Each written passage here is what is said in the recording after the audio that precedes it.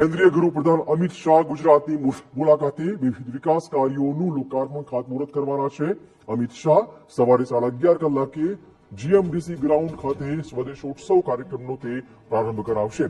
બપોરે 12:30 કલાકે મહાત્મા મંદિર ખાતે અર્થ સમિટ 2025ના સમાપન સમારોહમાં તે હાજરી આપવાના છે.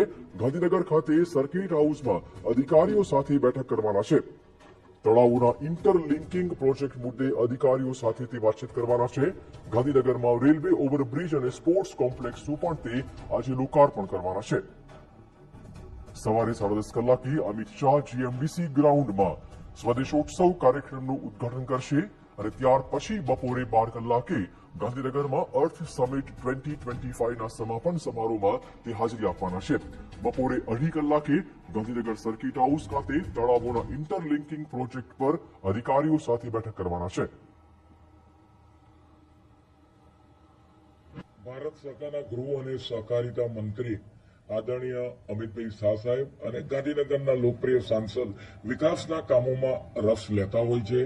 7 તારીખે સવારથી મહાનગરપાલિકાના લગભગ 9 જેટલા લોકાર્પણો અને ખાતમુહૂર્ત, તદુપરાંત ગોતા ટીપી 32ની અંદર 1506 કરોડના અમદાવાદના વિવિધ લોકાર્પણના કામો અને ખાતમુહૂર્તો કરવામાં છે.